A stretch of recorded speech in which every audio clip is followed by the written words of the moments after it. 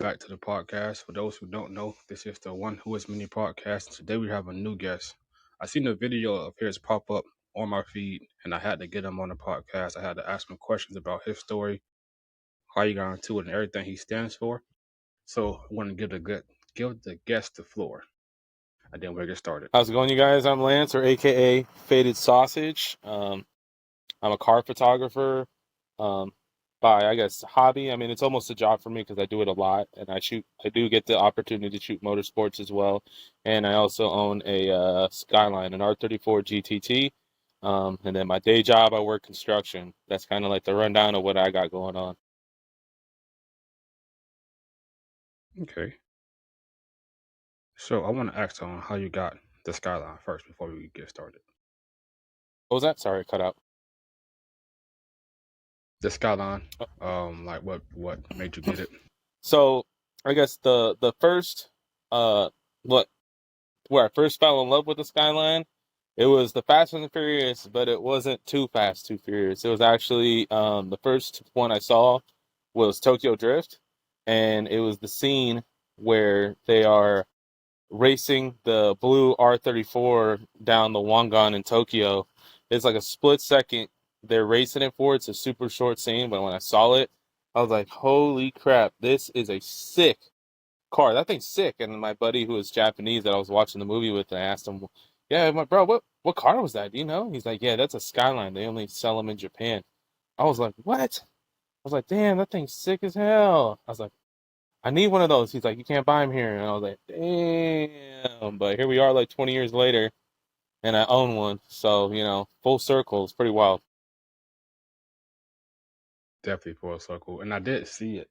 Um, when I went on your page, I seen it, and I was just like, "That's nice." Actually, the first I did a I did a promo shirt while I'm still doing it. I made 25 of them, and it's this one, and I put a skyline on this shirt. If you can see it.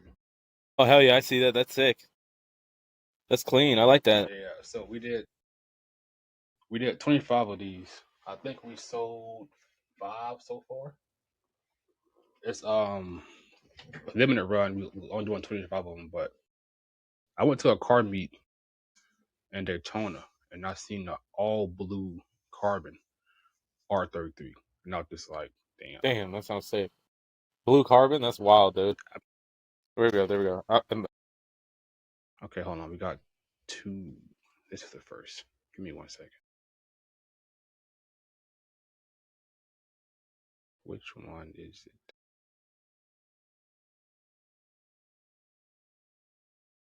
There we go. All right.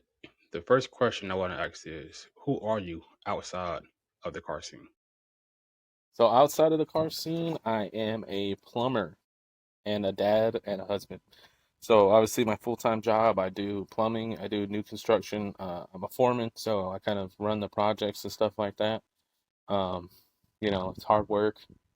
Um, Not the most fun, but you know what? It supports me, supports my family, and it's currently supporting my dreams of getting myself out there to be, one day maybe a car photographer and like a YouTuber or something full time, just out here having fun. But, then I have just had my first son back in December, so that was cool. Congrats. And then I've been married to my wife for, it'll be 4 years this year. I want me a boy one day. One day I need me a boy. Hell yeah.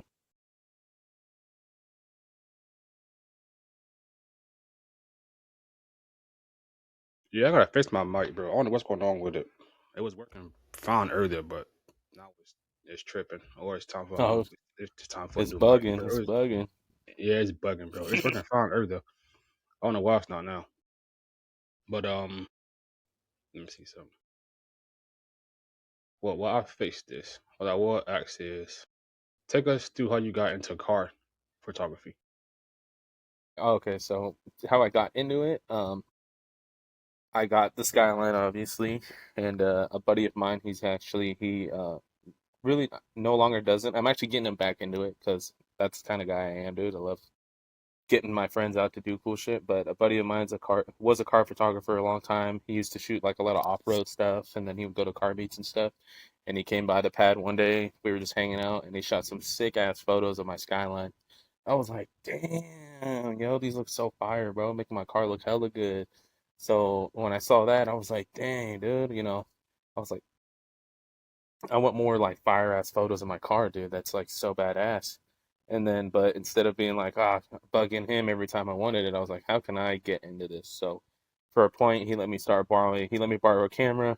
And then when I actually shot a few things, I enjoyed it. And, from there, I kind of, bought my own camera, progressed, got more. I actually started shooting only last September. So it's almost been a year since I picked up a camera. So in 1 year, you know, come pretty far at least with it too. I'm about to get printed in a magazine and published as a photographer, so a bunch of cool stuff going on. One, I'll say congrats. That's huge to be a part. It's huge to be a part of a magazine. One, and to start a year ago and be where you are now is dope. It just shows all the hard work you putting into it. People seeing it, and they're giving you your respect for it, which also I did the same thing because I went through your page. Like I say, for those who don't know, I found Lance through an Instagram reel. Um, the video was I want to say it was Alexis that pulled up, correct? Yeah, yeah. So I was actually with one of my car clubs, one of the two. The one I was with were more like a just hang out and chill car club than go to like shows and stuff like that. And I was hanging out with those guys. We were all just chilling. I had my Skyline. You saw the black GS. There's actually another GS behind it in like a blue, a couple more Lexuses, and then the video was this guy in a like pretty sick like flake purple Evo 10 rolled up on us. He like made a couple rounds and then we just flagged him down and said, "Yo, come hang out, bro," because we were literally in a parking lot just chilling, eating and just having some drinks and stuff. And then he pulled over, you know, wanted to, and then just started hanging out and chatting and stuff. So like the reel was a highlight of of what there is for cars besides just going to car meets and car shows. There's more beyond that if you find the right people and have the right friends that share the same passion as you. So that's kind of like the real like in a sum. And it got a ton of great feedback. A lot of people loved it. Love seeing that side of the car community because it's something that's not honestly highlighted very often. It's not. It's really not, and that's why when I seen it, I shared it, reposted it, and I reached out because the main goal for this podcast and for everything that we're building behind the podcast, that video is a prime example of what we want to bring back to the car scene and to see more of like the good side of the car scene because people don't see that at all. And I'm pretty sure that made their day to be a part of that. Even though they don't know nobody, they just made a ton of new friends just by being accepted.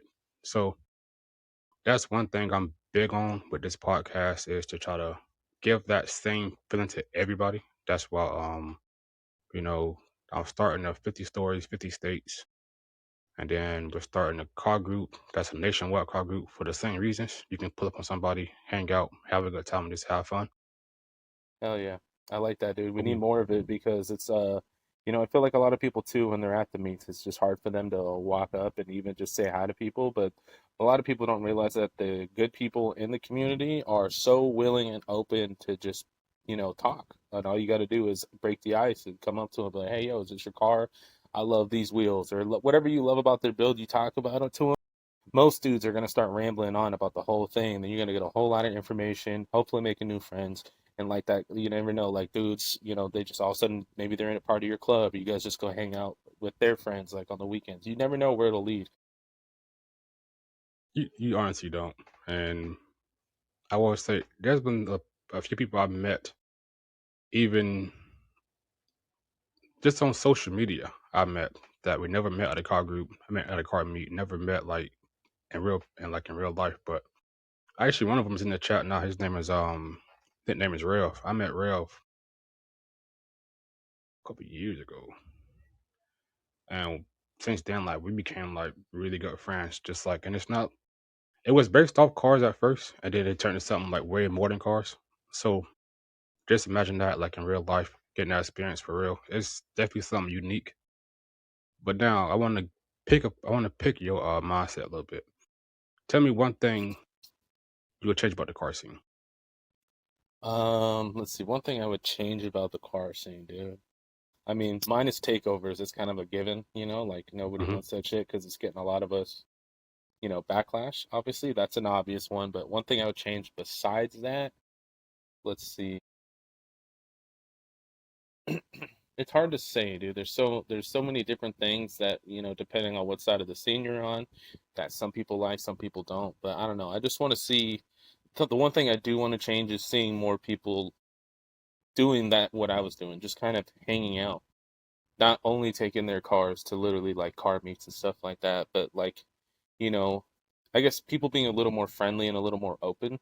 And like each, not everybody has the sickest build in the world. Not everybody's got the money for that. A lot of people forget that, maybe somebody's only got enough to afford like a Honda Civic and doing, which I love Civics, dude. They're tight as fuck. As long as you do like a cool, you as long as the build represents yourself, that's what I like. And I think maybe that's what I'll choose for one thing that should change is I feel like more people should start building their cars for themselves as for trying to do, like trying to be a trying to fit in um per se, like doing the same build as somebody else because you want to fit into that group instead of just, being yourself. Because a lot of people don't realize that the more original your build is, the more it stands out and the more people will actually come up and talk to you about your car.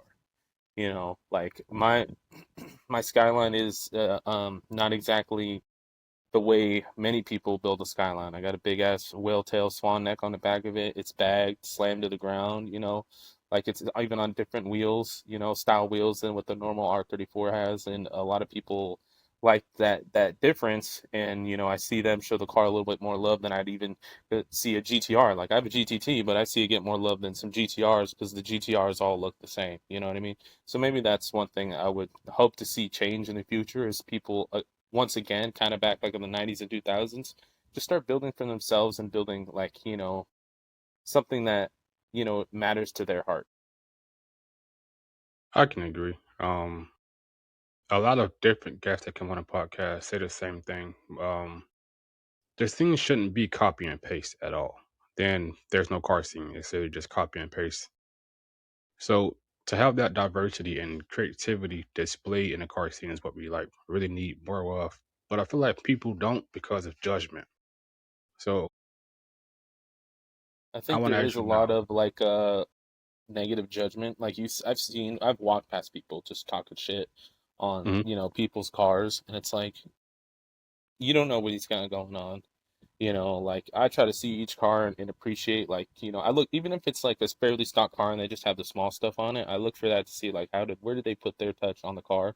But most people don't see it that way. They're like, oh dude, it's not the copy and paste build. Why didn't he put this wing on it? Why didn't he put these wheels on it? Why didn't he do this? Why didn't he do that? And at the end of the day, I think they don't realize that that's just what they wanted to do and what they liked for their car. And like I've seen some like really random ass builds that at meets like a Honda Fit or like a minivan or some crazy, like, something that's just kind of out there or like some kind of wagon, but they did some absolutely wild, crazy ass shit to it, and I'm like, that's my favorite so far.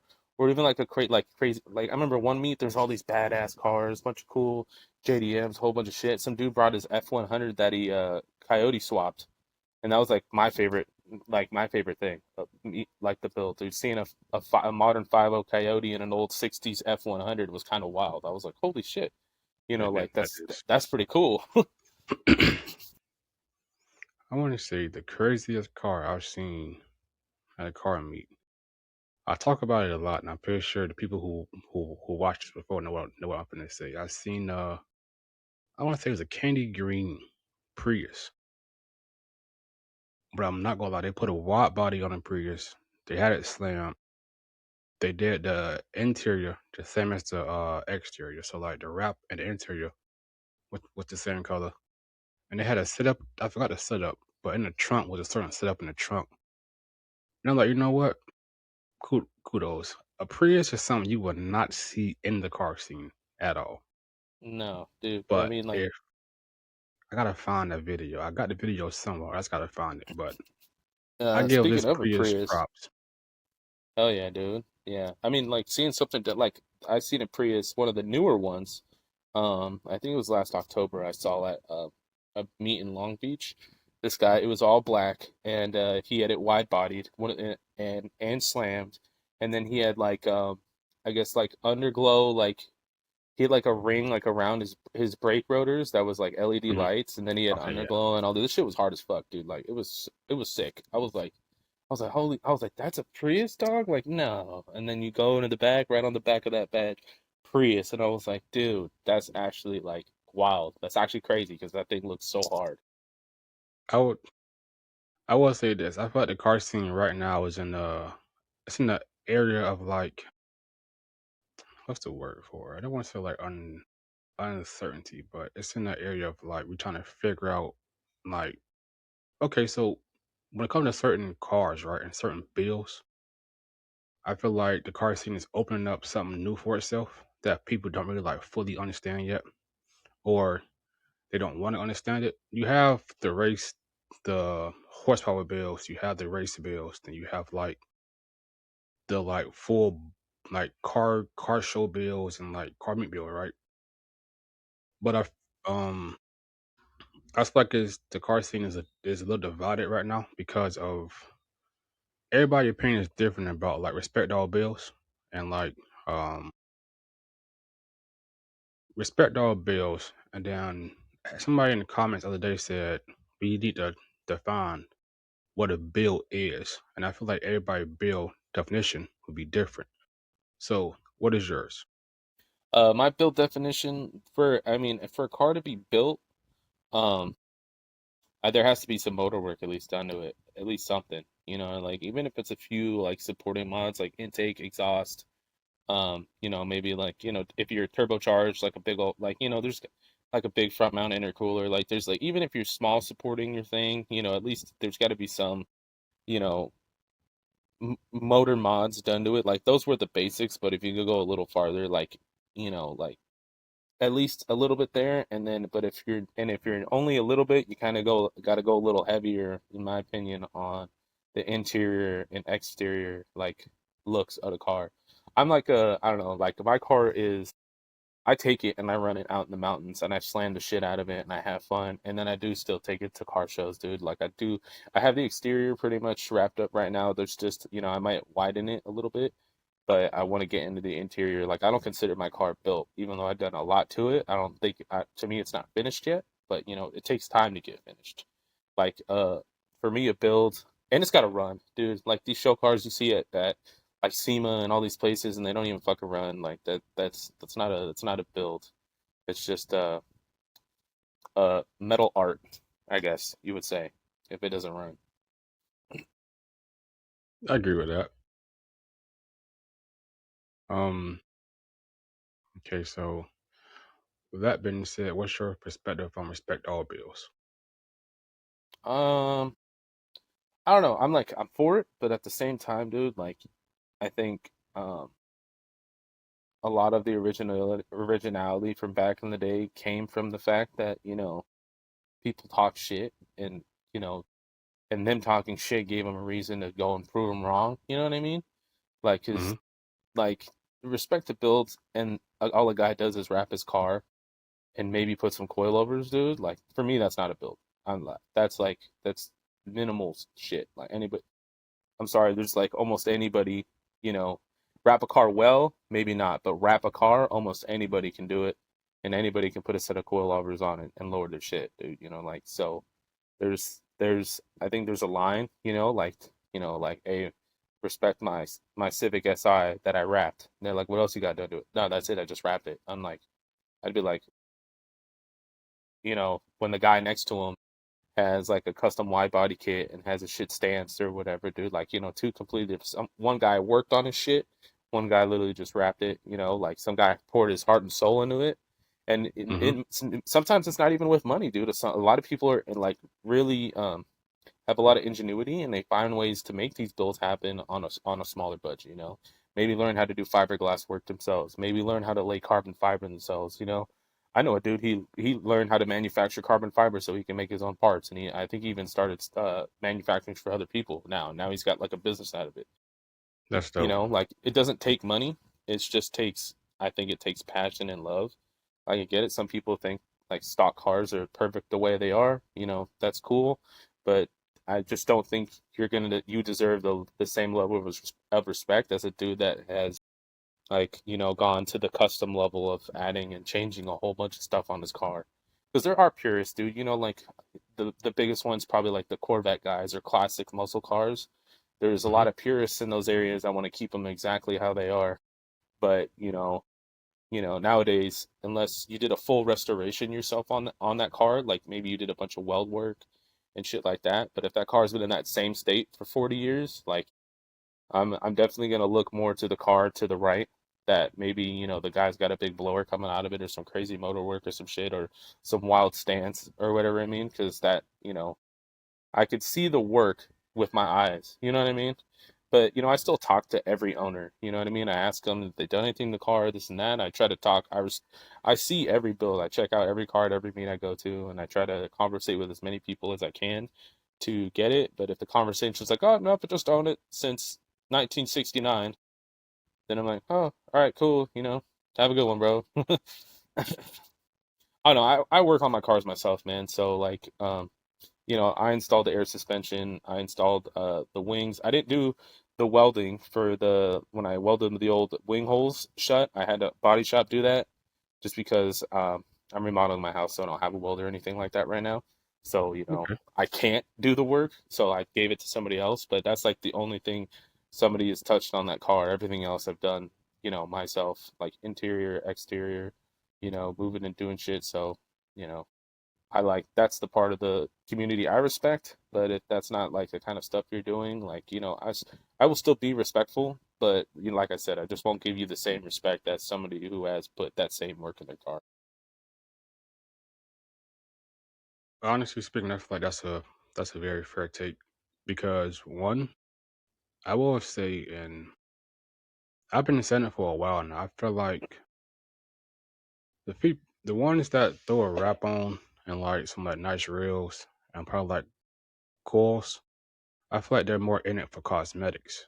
So, and that's why I feel like the scene kind of opened up a new like direction, not new direction, but like a new like extension of itself. Because as you just said, you got the ones that put like the custom wide body kits, the ones that do the custom interior, the ones that build a motor completely out. Like that's what the car scene is used to. It's just being like engine work and body work. We're not really used to it as being like a wrap, coilovers, and some rims. Like I guess you could say in the car rail, that's like bare minimum. You know what I mean? I feel like it is because even like now that wraps are more popular, but some of the stuff back in the day in those tuner areas and stuff like that, like those were, I guess, kind of wraps. They decaled their cars. But Hmm. obviously they still went even crazier. They went like far beyond. But like the basic start to most of those builds is back then were decals. All right, let's get the stance down and then work their way up. My thing is that they don't take the cars anywhere past that. Like I get it, it is in a direction, and I feel like it's a good start for some people. But if that's where you start and that's the only place you ever go, I feel like you don't get the same respect for a lot of the people in the scene, and you kind of don't get where you're not going to understand where these other people come from if you've never tried to dabble in it at all. You know what I mean? And it's even if you don't dabble in it on your own car, if you've got car friends that are doing that stuff, you can always offer a lending hand to get your hands into that style of building cars and stuff like that. Offer up an hour or two of some free labor to help a buddy out or something. He can teach you something, but I think Hmm. it's the biggest issue right now is that a lot of people are the bought not built type thing. I think that's been a big thing lately. Like dudes see some dude's Civic project that he just finished up. It's all completely done, and they literally and it's running fine. The guy just like up onto the next project. They're like, all right, I'm gonna scoop this up, and they either do nothing to it or know nothing about it, or kind of get where I'm coming from there. Yeah, I get you coming from. And to your point, I do feel like that is true. The ones that you put the work in, that goes further than just like a rap. Now, I want to say this much before I keep going. Don't get me wrong. There are some nice, I guess, in their eyes, there are some nice builds out there that's mainly just cosmetics that like are like really nice. But I feel like when you go to like a real, like a true enthusiast about like the car scene, and you say build, they expect you to say engine work or body or interior or like you went all in on that bill. I think the word build in the car scene is like is I can see why some people take it where they take it, where it's like, dude, like that's not a bill. So I can't say it's a bill if you just only did a wrap, rims and coilovers. Like they can't call that a true bill because you don't put like any like real work into it. So I can see that standpoint for sure. I guess speaking for the because I had a person on the podcast, Steven, earlier. You said a purist. He was like he would keep his car stock and just make it look nice rather than trying to mod it and then the car becomes unreliable. That's what Steven mindset was. And like I say, I can definitely respect that because you said it perfectly earlier. You got the ones who are purists, and then you got the ones that want to get their hands dirty, build it, and just have fun with it. So it is like a toss up, you want to say. But Yeah. um And there's the two sides for a reason, like some people are mhm, content with a completely stock car. Some cars come from factory with great stock power. Don't get me wrong. Like, but and there are dudes in that aspect that do understand that some of them understand they don't deserve the same level of recognition as somebody who fully built their car. It's the mhm. guys that are toxic and they say, nah, dude, my build's just as good as that one. That's where like the line switches because I respect those dudes that keep it stock. Maybe they just keep it in good shape, keep it clean, and and they still show out to the meets. They still come out, they still have fun, they still talk to you, do stuff like that. That's cool. It's just there's always the bad apples of the bunch that want to take it, and unfortunately the bad apples lately are what are really being shown on social media and all that stuff. So that's the stuff that gets highlighted. It's the altercation between the stock guy and the build guy that goes viral. It's never the guy that's just like, hey, two dudes chopping it up, talking about his built car and talking about his stock car, why he likes stock. It's never that goes viral. That's the stuff that gets skipped all the time. And I think that's why there's like such a fight between those two sides of the Mhm. scene. But like guys like me who and actual enthusiasts, we're trying to do our best to give everybody that level of respect, but to also be able to highlight, like I said, that you know there is different levels to all that. Yeah, for sure. And then going back to we had a my good friend Shane came on the podcast a while back, and he spoke about like different. It can go both ways for females and for dudes. It's like an insecurity for some people who get into the car scene. They'll get into the car scene with like a M4, M3, Hellcat, ZR1, Z06, but they get like the best version of the car, and they only do it because what they see other people get attention from. They're not doing it because like they genuinely like being in the car scene. They see the attention people get from it, and then they just feed off that, and they just go purely off that. I feel like them people also are getting exposed in the car scene too because you can ask them a question and they have no answers, or like you can just tell that they're trying to fit in rather than just be a part of the car scene.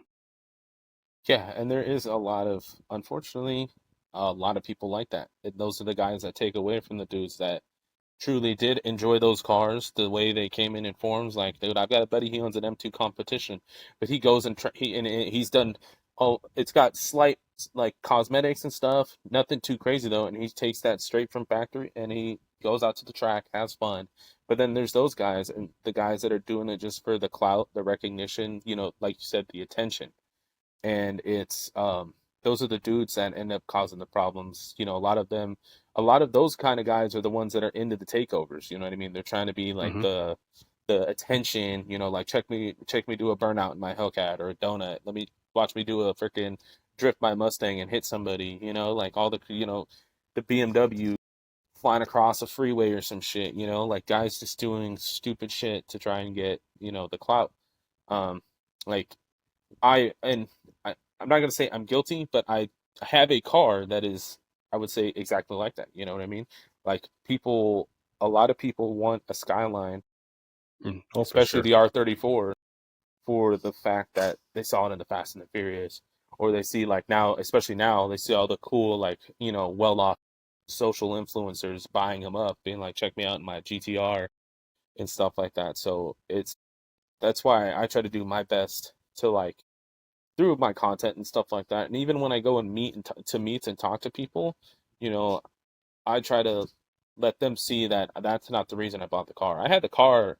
I didn't even have use my social medias at all. Like I didn't have them at all. At one point, most of them were deactivated Hmm. until I bought my car. And then my wife kind of threw the idea in the back of my head, like, oh, maybe you should make like an Instagram or something, And I was like, oh, maybe I should. So I did. I made one, and then when I picked up the cameras, when I really heavily got into just committed to social media and doing a whole bunch of stuff, I said, well, I love my car. I know I love my car for it as it is. And luckily I haven't met many of these people, but some people are like, some people are oh, why don't you get a GTR? Like that. For me, financially, it'd be a financially irresponsible decision to buy a fucking $120,000+ car. You know what I mean? Like, Hmm. that the GTT wasn't even cheap because I got the coupe. I got a factory manual, factory turbo one. So like that's the next sought after. That's the highest sought after package for a non GTR, which was still expensive. But I'm blessed to be able to own that car. But I do try my best to show people that I didn't buy it because I wanted clout. I bought that car literally because I love that car. Like it's just, I think it's one of the coolest, best looking cars ever. I love the way it drives. I love the way it sounds. I love the way an RB sounds. Like RB Motors sounds so fucking good. It's awesome, and that's why I do. I mean, I abuse this car, man. This poor thing, dude. I'm always doing pulls. I'm always taking it out to the mountains and absolutely just slamming gears, just braking as hard as I can, like using abusing this car, dude. Like I've put a lot of hard miles on this thing since I've owned it, and but it's the best part about it, man. It's just like I have that love for it. It's a sense of nostalgia, and it's a sense of accomplishment, and it's just what helps me roots me to my passion and love for cars. I see. Now, I think we skipped that part. I think I asked you about the car, but I didn't ask you about how you got into the. I didn't. So we're gonna go back real quick. Take us how you actually got into cars. So in the car, like my grandpa has always been a car guy. And he's always had cool little project cars and stuff like that. I never really helped him in the garage or anything.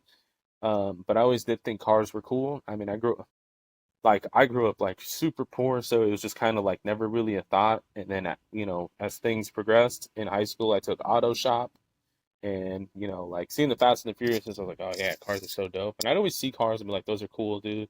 Those are badass. And then I took shop, did all stuff, and then what really got me back in, like into the scene was when I bought my first car, which was an Eclipse GST. That was cool. I blew that up. Blew it up. It is what it is, dude. It happens. And then, It I definitely did take a happens. break. Yeah, it does for sure. But then I did take a break for a while just because the car blew up. I'm always busy as shit. And like I just didn't have time to go out to the meets and stuff. And then once I got my Skyline, I got back into it. I did come back into the scene. Like I was gone for like I did go do like really much car shit for a while. Like I said, just because life and staying busy and everything kind of going on. I've had a lot of shit going on the last like 5 to 7 years, but now that I've got my car and and my other friends that are into cars, now we go out together and we just kind of go out and have fun. But I guess what really kind of got it started was, initially buying that first car, was buying that Eclipse GST. it was manual too, you know, just slamming gears, hearing the turbo make the glorious like Mm-hmm. it was great. It was great. Like that right there was that feeling every time you hear that sound. I mean, for me, that sound never gets old, bro. Like it just really doesn't. And that was like the start of my like my actual car journey. Always loved cars, always tinkered and worked on cars. And then when I got my own, I was like, dude, let's go. Like this is lit. I see why people love this. No fact. So I didn't really have a car journey growing up. For me, it was just basketball. Like just straight basketball. The only thing I cared about was basketball. I spent literally like I would get up in the morning, go to the park around like 9. I didn't leave the park till like 5, 6, almost till like the sun went down. For me, that's just what I cared about. It was just great basketball until my little brother got into the car scene. And then like I like cars. Like, if I see one, I'll be like, oh shit, like that's dope. Like I always like cars. But then once you start going on like cars and coffee, then that just exploded it. And then when I got my Mercedes, I have a '08 Mercedes 550. I had that car for like a week, and then the transmission blew out. But while I had it, yeah, unless you, I fell in love with that car immediately, like immediately. And then after that, the car scene just came like a home after that. So I can definitely understand that. So now I want to ask, take us how cars can be like an escape. Like, how do you use your car as an escape? Um, I don't know, man. Like I don't. I there's very rare times like I'm so like I stay so busy, dude. But like the times where if I really did want to just escape, I don't know, man. There's something. Again, it comes down to I drive a manual car, dude, and just like that feeling of having an older '90s car too. That's just like a little more raw than all the technology going on today. There's just like I don't know when you're driving it, just feeling the rumble through the gas pedal, feeling the shake of your transmission through the shift knob, feeling the resistance on the steering wheel when you're hitting turns, dude. Sometimes just going out cruising and feeling and listening your car, it like I don't know, it brings you into another world. It I don't know, it kind of resets your brain a lot of the time, at least mine. And it's like, you know, it's a little more peaceful. I think the noises of the car help drown out the noise of like all the bullshit in life. And, you know, just it's something for you to focus on that is something I guess that you love. Like I said, I love the sounds of my car, dude. I love the sounds of an RV. I love hearing that motor scream at 7,000 RPM. Like there's something about it. Like, you know, there's sometimes I forget I didn't even turn the music on, bro. Like I'm just sitting there listening to my car do its thing and just, you know, slamming gears, just going out having fun. I don't know. There's just like it's hard to convey that feeling like if this is seen by somebody who's not a car person, you know, it's hard to explain the feeling of being connected to your car and then literally just going out and for a cruise for no reason. Maybe go out on a 2 hour drive just to clear your mind. You know, there's it's some people, my non-car people think is how is that peaceful? It's so loud. It's this, it's that. You have to think about, you know, your braking and all this other stuff. But to guys like us, where it's like second nature in our brain to like drive our car, and because, and I think it comes from the fact that we enjoy driving our car so much. You know, like we have such a love for it that it's like it's a muscle memory that is easily remembered, even if, you know, say we didn't drive it for like 5 or 6 months because it was blown up or something. Like Mhm. you get right back into it because your brain remembers like what those memories meant to you, like subconsciously, and you just get straight back into it, dude. You know what I mean? Like I that's the one thing I wish I could convey to non-car people is like I wish they could see it through our eyes and see like what it does feel like to get that sense of peacefulness and that sense of escape from everything else when it's literally just you and your car. And even sometimes I've taken cruises and I've had my wife and my son in the back, and it's just a nice, quiet drive. No need to talk, no nothing. We're literally just enjoying the scenery, enjoying the drive around, the fresh air hitting us in the face, the sun beaming through the glass. You know, it is an escape. Um, for and it's escape we don't need to go to the movies for. We don't need to turn the TV on for.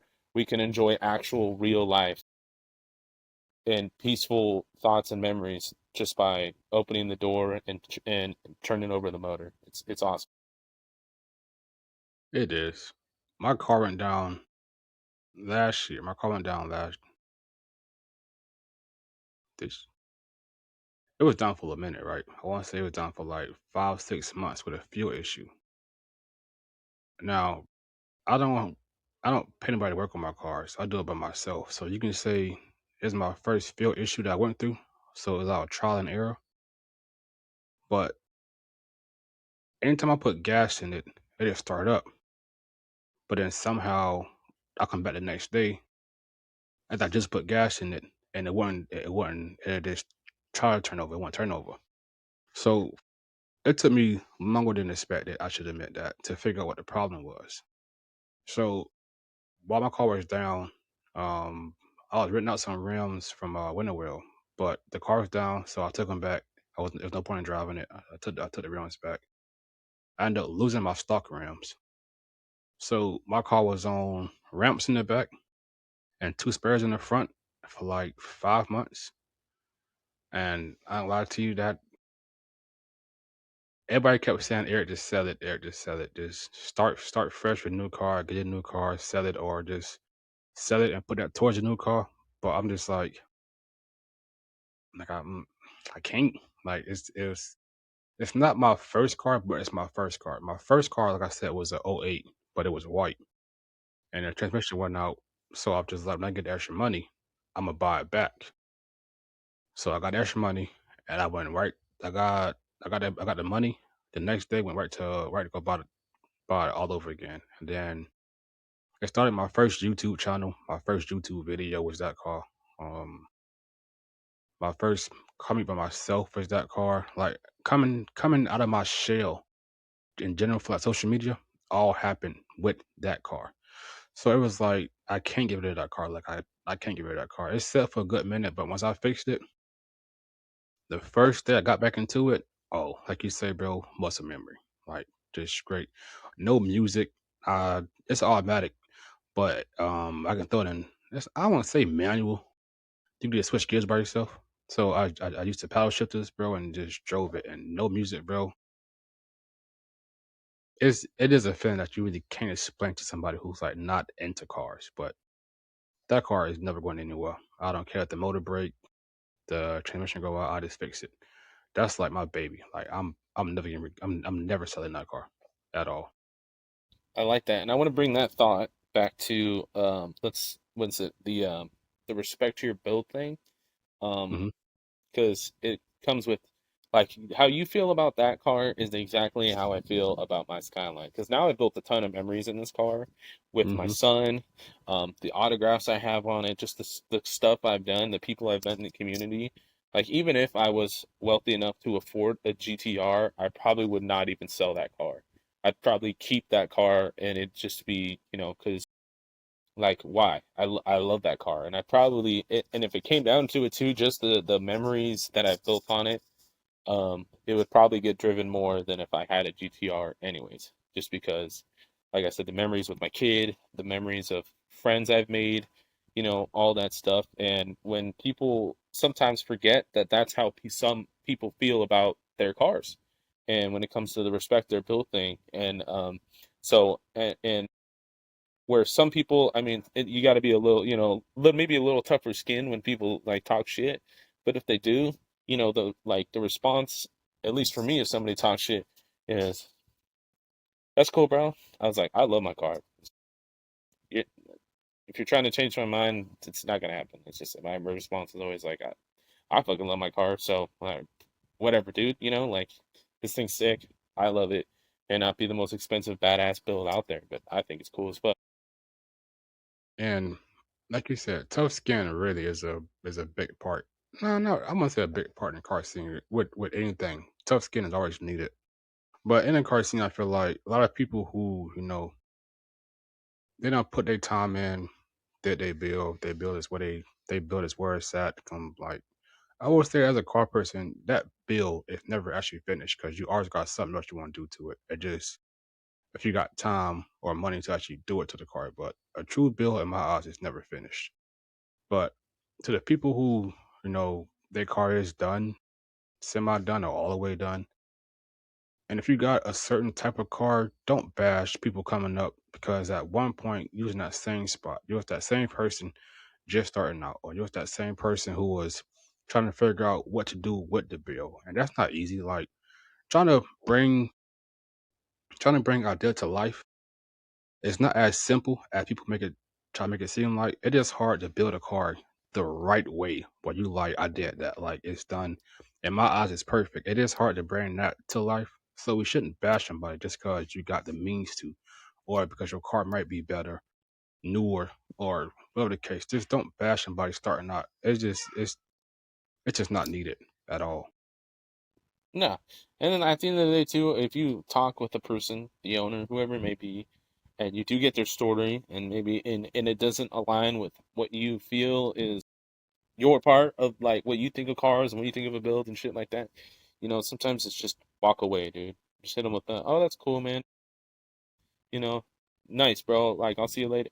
Nice meeting you. Like, and then just walk away. And other people don't get that, dude. You don't have to be a complete asshole unless they are. I mean, some people are just dicks, dude. Just like it is what it is. Treat people how you want to be treated. You know what I mean? Because and I've done it. People talk about their builds, and I'm just not interested. I'm just like, like I said, like wrapping wheels and stand and coilovers. That's it. And then I ask them, they have any plans for anything else? Nope. Oh, that's cool, bro. Nice to meet you. I'll see you around. And then I go to the next car.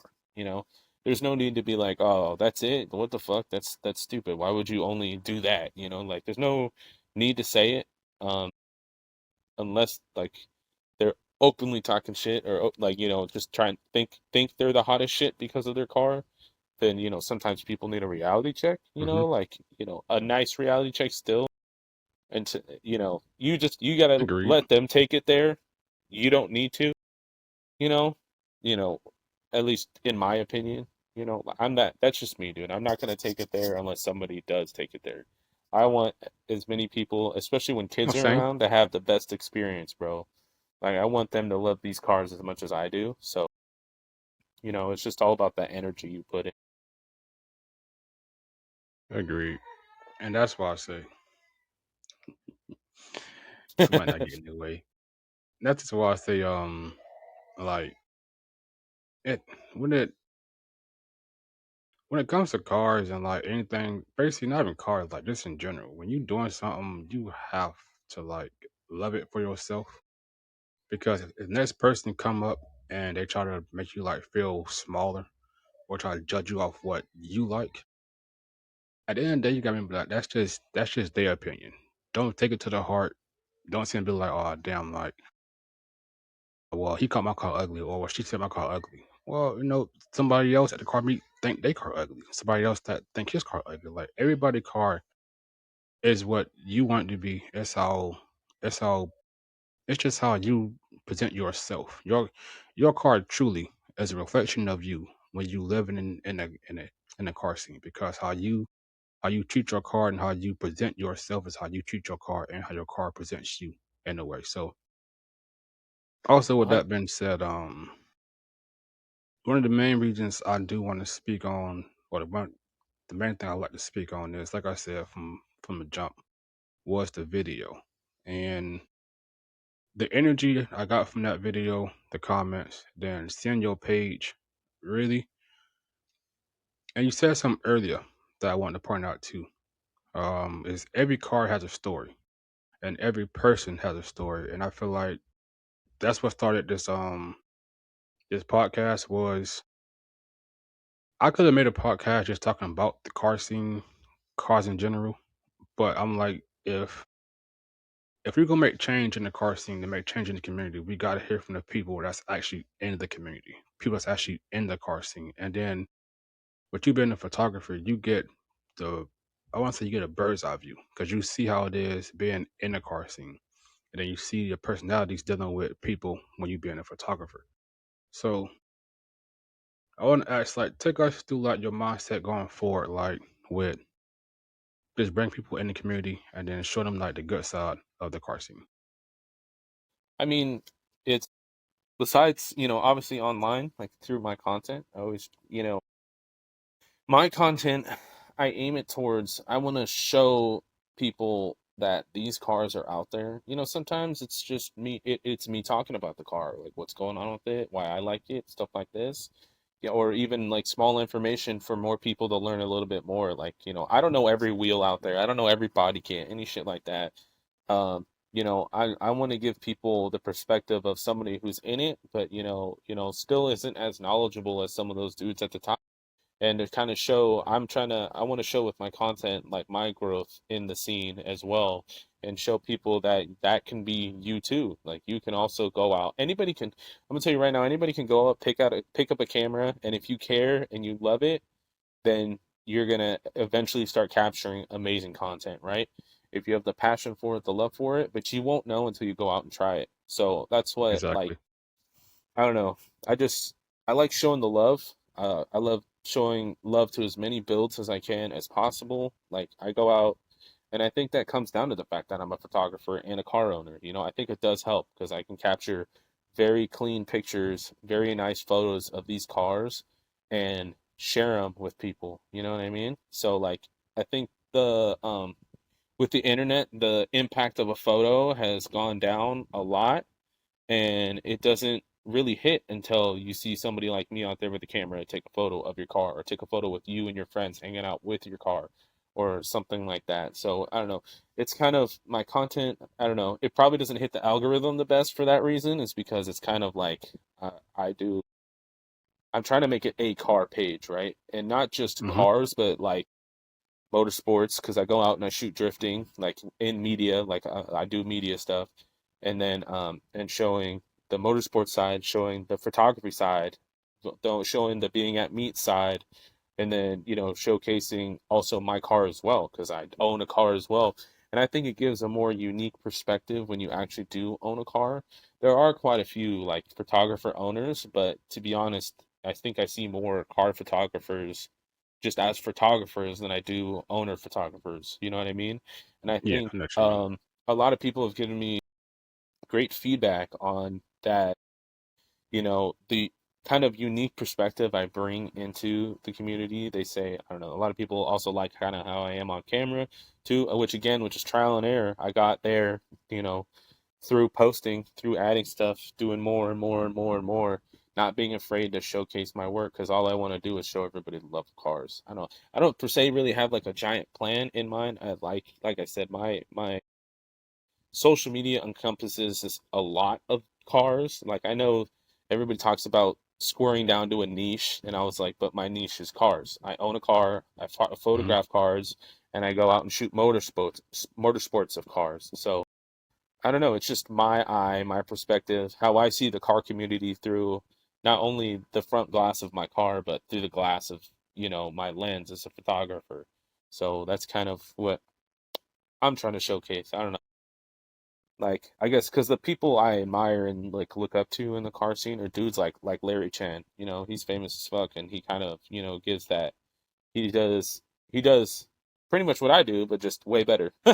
Like, but he's been doing it for like 20 years. I've been doing it for one, and I know one day, Of I'll get to a level where I'm at that same thing. It's just I want to showcase course. cars. There's also Dino DC. He like, I don't know what you call him. I wouldn't call him a car reviewer. He just showcases people's builds on his YouTube channel throughout like That's Japan, dope. Thailand, and the Asias and stuff like that. So he'll go out into Japan with somebody's car, talk about the build, drive around, get roller shots, and do stuff like that.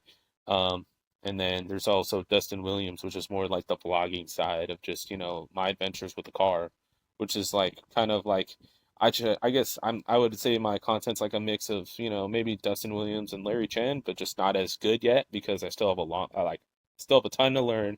These dudes have been Hmm. doing it for a long time, but I do vlog, and I'm just trying to showcase me out in the community, not only just having fun with my car, but enjoying capturing the moments of other people's cars in these meets, in these shows, or whatever it may be. I don't know. Might not make a whole lot of sense, but like I said, my content's kind of like it's all over, but it's not. It's all focused on cars, but I do cover a lot of stuff. It makes sense, and actually, it made me wanna I know you said you got short time, so I can't really explain everything, but I'll give a brief overview. I know you probably haven't seen it yet, but I said earlier I'm doing a thing called 50 states, 50 stores, where once I get enough people to come on a podcast from a certain state, I'll go to that state. I'll capture, I'll capture their car community. I'll try to work with somebody to show me around the scene in general. And what I would like to set up with you is I want to do so basically I'm making a documentary. The 50 Stories, 50 States is a documentary of the car scene in every state. Right. I would like if we could, once I get enough people from where you were at, we do a documentary out there. I would like to do it. How can I word this? While I'm down there, I would like to basically have a walkthrough with you, and then we could do like a documentary, like as you as a car person, and then as you as a photographer. So we could do like a double, like through the lens between you being a photographer and in a car scene. So that's something you're interested in. We can work on getting that set up as well. Yeah, dude. It's just all about scheduling and timing. Hmm.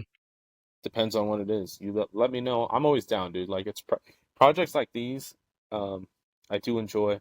Like I did one recently where I talked with a kid in high school. He's doing his senior project was talking about cars. He has like a he had a Civic hatchback or whatever. And So I got on a call with him. He's from I think probably near you, like East Coast somewhere. He's like far as fuck. But he hit up one of my buddies on Instagram, and then he's like, "Hey bro, can you do this?" He's doing this and that. And I was like, "Dude, fuck. Yeah, of course, bro. That sounds awesome."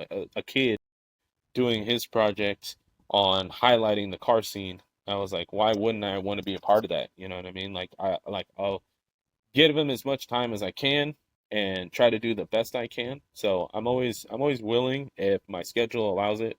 The only usually the motorsports is the one thing that's not allowed my schedule to budge because when there's an event, and I go out and I shoot it. But as long had as to you be there.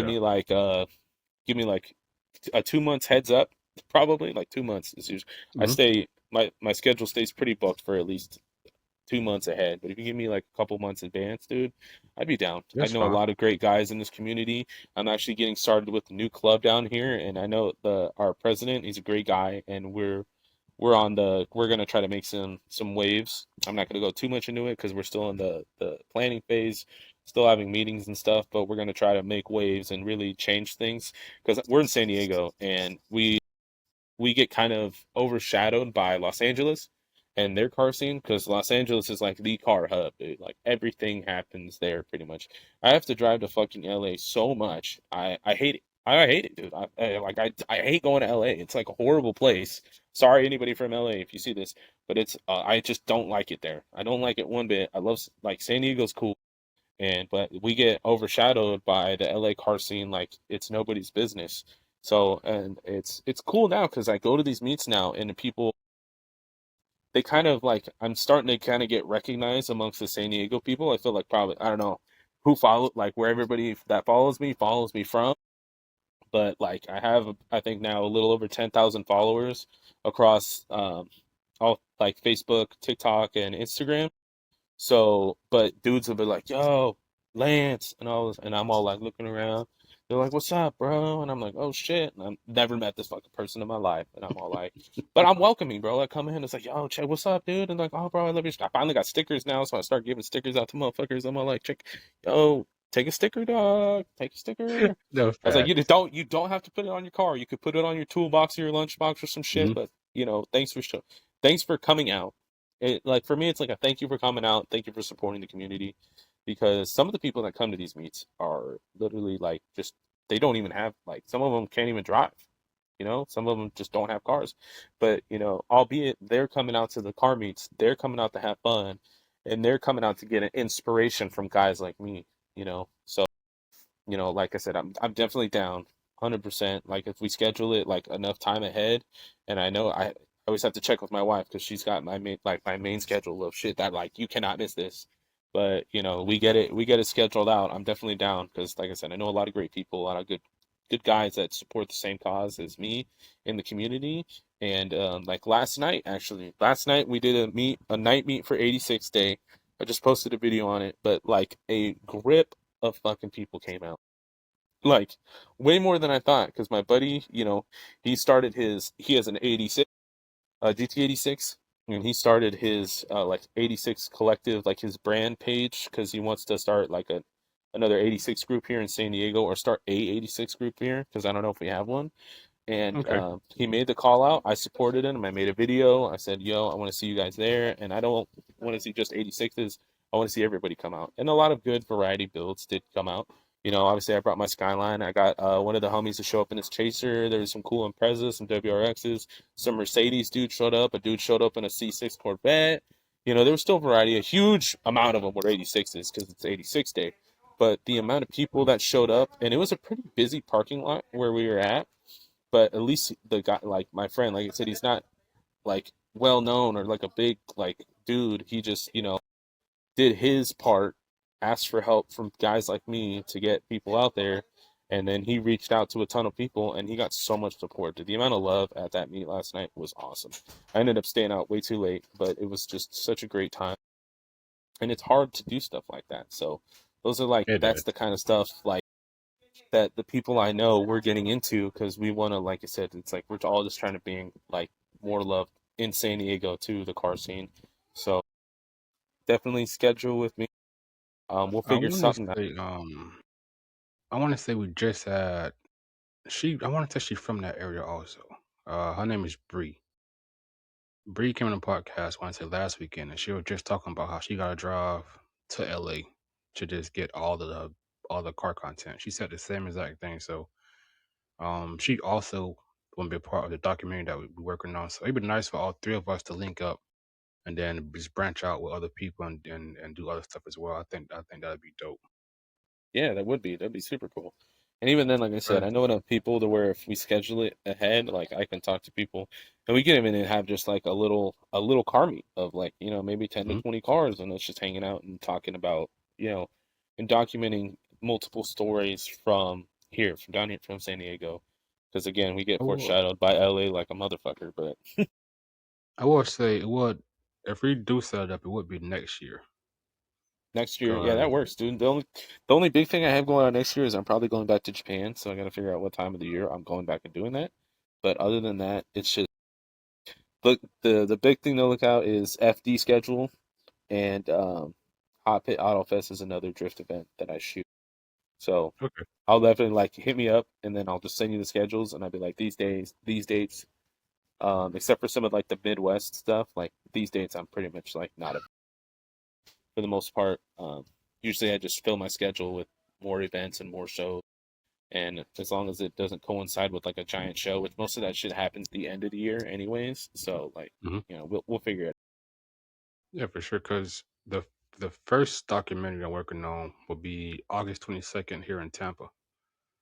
Oh, nice. Um, and then the second leg will be in Miami with a group called Elite. And then I think the third one for Florida will be in Orlando.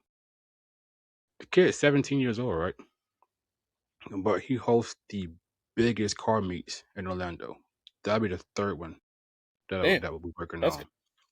on. Dope. And not lie to you, like cool, bro. Like really, for what he doing at his age, bro is very mature on how he handled everything. Also, so after the Orlando, I'll be going to Arizona in October.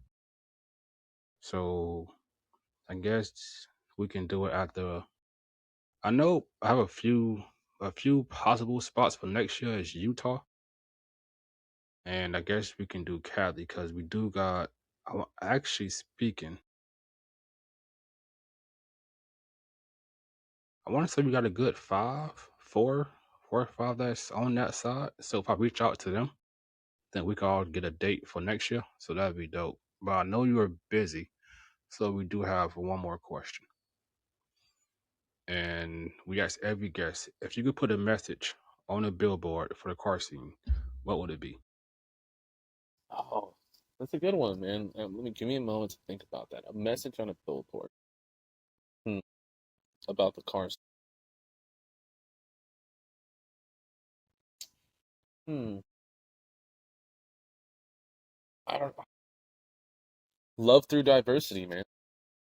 Mm. Like that's what at the end of the day, that's what the car community is all about. I mean, what's more diverse than not only having a bunch of different races and people enjoy these cars? Be like I'm Hispanic and white. You're black. I know a bunch of Japanese dudes, Korean. Like you name it, dude. And I know them. They're in the scene, and I see them, and I hang out to them, and I talk. And then, but not only that, but the what we're doing it with the diversity of manufacturers and where these cars were built as well is vast. You've got Europe, Japan, the US, you've got Korea, you've got and then obviously some countries they do their own stuff in their own country, like China, they build their own cars and stuff like that. But like the a lot of manufacturers done down in Mexico for a lot of these cars, like they're built all over the world. Obviously there's the big areas where they do it, but like the diversity in the backgrounds of the manufacturers themselves. You know what I mean? So I think love through diversity would be like the billboard sign of cars. You know what I mean? Because there are a lot of us, out there that absolutely do love this, and I think our love needs to be shown more. So it being on a billboard would be great. Love through. I think that would be it. Love through diversity. I love that one. I truly love that one. I will say I'm gonna stay in contact because there are some things that we don't got time for that I want to actually bring up and show you what Well, I'm working on I behind got the a scenes. little bit more time. I could probably do another 15, 20 minutes if you want to ask another question. Okay, so um again, it's something you brought up about bringing the car scene together and how y'all doing it down there. Well, not down there, but over there in San Diego. So, if you could welcome somebody into the car scene, what would that journey for them look like? Welcome them in. I guess it would depend on how I met them. You know what I mean? Uh, Mhm. if I'm because I do it all the time. Like personally, there are people again. I because I own an R34 and a Skyline. Some people recognize it literally only from the Fast and the Furious. They don't even like cars, but they see it. And I don't give a car is to me the car is more than materialistic, but at a point that's all it is. And I try to I see somebody that, loves a car, thinks it's badass, and especially if they're a kid. If they're a kid, 100%, I'm opening the front door, sit the fuck in that seat. And I was like, and if I have the car running, give it a little rev, bro. Like shit, man, that shit. And so many times I've done that, and the, like not trying to sound egotistical or anything, but I literally made their day. You know what I mean? Like I can see like the way they light up, the way they enjoy it. They're like they're not gonna forget that for like a week or a month or something, Like they're like, holy fucking shit, I just sat in an R34. This is like the same car Paul Walker drove, that type shit. It's so cool, man. Like, so like I do that, or if I see him at meets, dude, it's always like, oh, this and that. I try to encourage people. People always see my car, they're like, dude, this is so sick. I'm gonna have one day, and I tell them, that's right, bro. Say it out loud and manifest that shit. I try to motivate. I want to motivate people around me because if I have people doing more and doing better than me around me, that's only going to push me to do better myself. And if I'm doing better and everybody else is doing better, then the community as a whole is doing better. So, Agreed. if I'm at the meet, it's, I try to be motivational, be that guy to speak out, try to achieve your dreams. I'm still trying to actively achieve my dreams, but I'm getting there and I'm at the step, like steps by step by steps. It's not all at once, but I want to motivate others that are there. And like I said, if I'm not at the meet, it's just a random, like, like, hey, dude, or like, I'm flying by, somebody hits me with a fucking hit a rev, dude. I'm gonna fucking blast that shit. If I blow my motor up, I don't give a fuck, dude, because I made that person's day. Hmm. Like it's just I don't know. That's how I actively try to bring people in because I do actively try to bring more people into the community. And I think a lot of people like they say that like about at least the content I put and how I present myself at shows and meets. Like a lot of people love that about me, and I'm like, dude, I'm just trying to spread the love, bro. There's too much negativity in the world right now, and it's kind of it's a downer, and I want to try to do my best to be the up, be like, hey, Hmm. bro, like you'll get there. if I'm there, you'll get there, or like, hey, come sit in my car, and then that right there sparks the goal and the dream of, damn, one day maybe I'll own a Skyline, or maybe one day, even if that's not their dream car, they're like, one day I just want to own a sick car, and maybe for them it's a Ferrari or a Lamborghini. And if I like pass by that person one day in 20 years and they said, dude, you're the reason I achieved this and did this, like that would be fucking badass. Like that means more. That's worth more to me than the actual car itself, like, bringing Yeah, up others agreed. and bringing them into our community. So I don't know. That's just kind of how I do it. That's how I will continue to plan to do it. Um, the goal is to always bring more people into the community. Agreed. So so I guess the podcast, right? We started last year in October 5th to be exact, right? And our first guest name is TK. The one thing for me that means everything was we had a guest named TK and a guest named Ali for short. But there was the first two people outside myself and Shane to actually meet up. And since that first meetup, they actually meet up twice.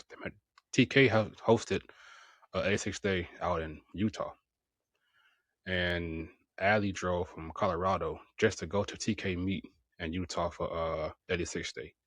Damn. And they always, yeah, like, so yesterday I was talking to both TK and Ali, and TK was like, it's crazy how, from the podcast, I would never knew that being Ali had that much in common.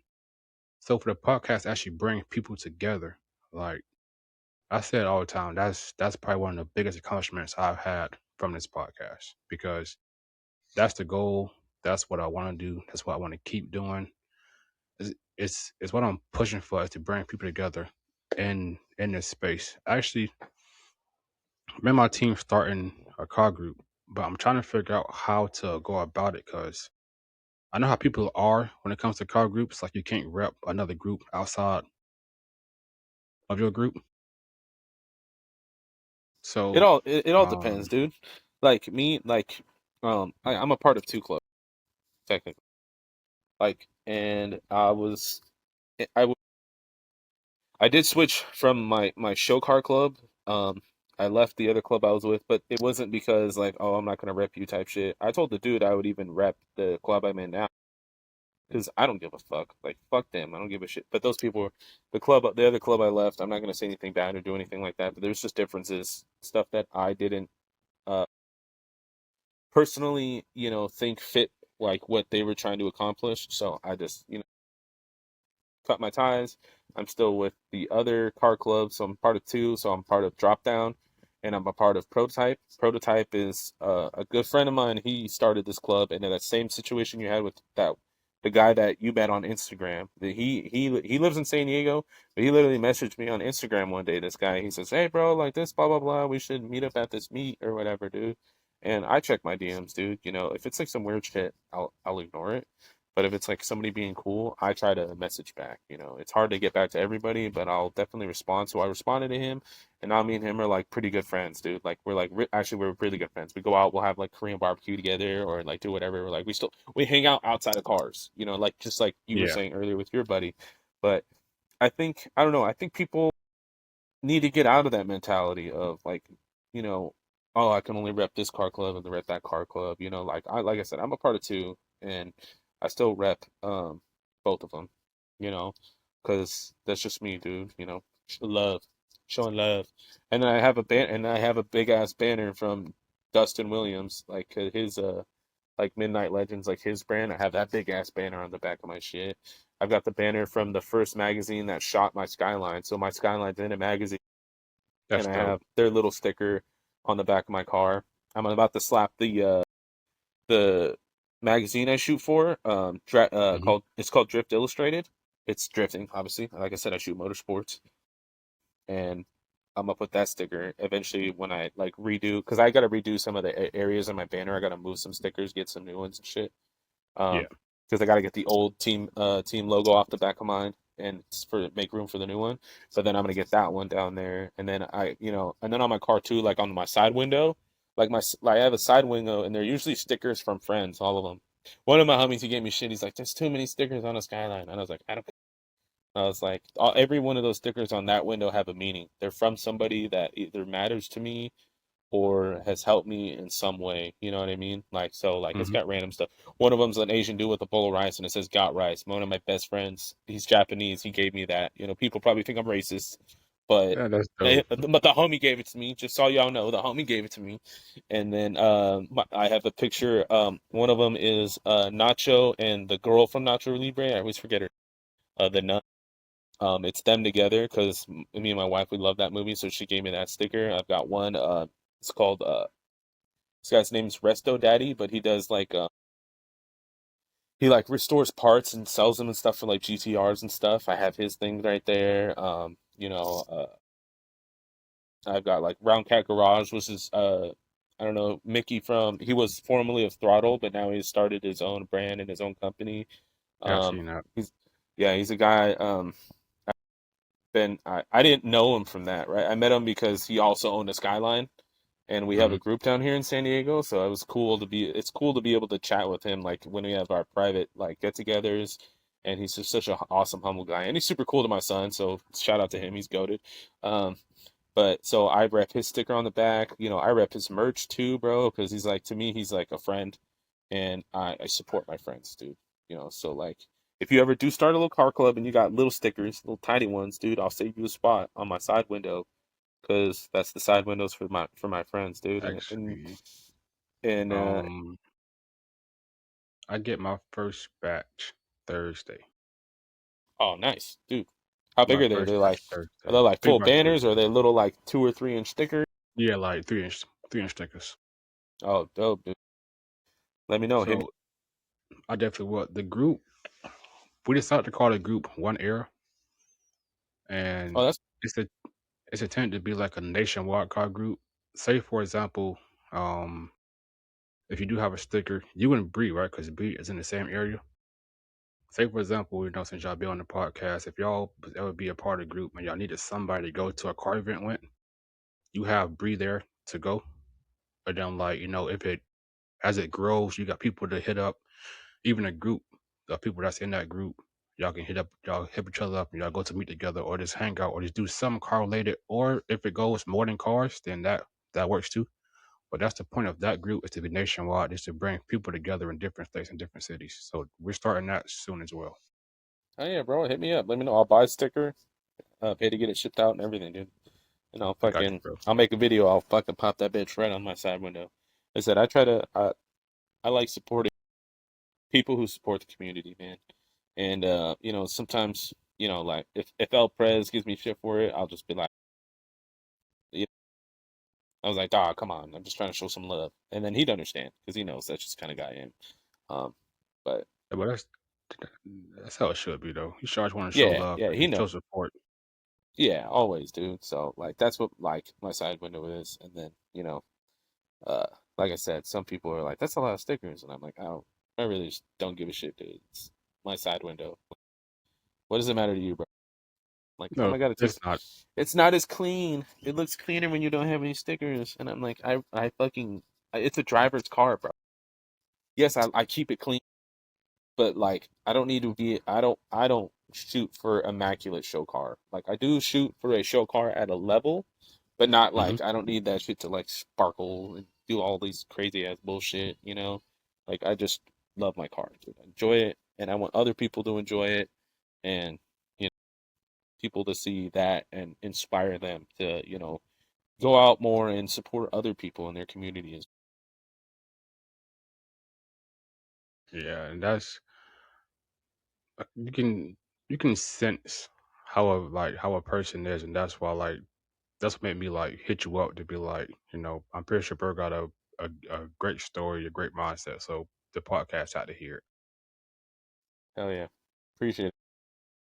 Thank you, bro. I thank you for your time. I'm gonna hit you up when I get the stickers. If you got anything I can support, send it my way, and I do the same thing. I'll support it. I'll rock it. I'll do my best to show my support as well. Well, let's exchange, bro. I'll fucking you send me out one of your stickers. I'll send you out one of mine. I'll send you a picture. I've got ones that are just there's one where it has a white outline and there's one where it's just black on the outside. I like the black one because if you have tinted windows, it blends in pretty well. But Okay. I'll send you some pictures. Probably I'll try to remember this weekend. Because I gotta pull them out of the car. I keep them in the car for meets now. But let's exchange stickers, bro. Let's do it. That'd be Okay, cool. bet. Nice little thing right there. And then yeah, keep in touch, bro. And if I don't respond right away, just like I said, I'm a busy ass motherfucker. But I do my best. I do my best. I got you, bro. And I always check back on like if if I ask somebody to be on the podcast and they say yeah, and then we go out there talking, I check back in just to see how they doing. It's not to pressure you to be on the podcast. It's just me just checking back in and see how you're doing and just ask that question. Just something I just like to do. Yeah, no, that's cool, bro. Like, usually when I hit meets, if there's people I met or people I re-see at a meet, I'm that kind of guy. I like to shoot people messages on Instagram, be like, dude, good seeing you out, bro. Can't wait to see you at the next one. You know, like just checking in, seeing how everybody's doing. You know, and a lot of people, it's something small that maybe not everybody appreciates, but I know in the back of their mind that'll sit there and they'll be like, oh, dude, yeah, he goes to the side, he DMs me, and he's just positive. You know what I mean? So I Hmm. appreciate that 100%, dude. So I'm not gonna be like, hey, Of quit course, fucking bro. messaging me, bro. Always, bro. I thank you for your time. I thank Oh you for yeah, being here. I oh wanted yeah. to say thank you again. It was an honor to have you on the podcast, and I'll let you go. Enjoy your day. Appreciate it, man. Thanks for having me on, dude. And I'll look forward to your DM about the sticker. Oh, of course, bro. Of course. Deuces. And deuces, bro. I want to thank everybody else for joining today's podcast, for listening, for being here. Thank you again for your. Without your support, we don't have this community. Without your support, we don't have the platform. And as we say at every podcast, it's your car, it's your story. But this is our community. Thank you all and have a great night.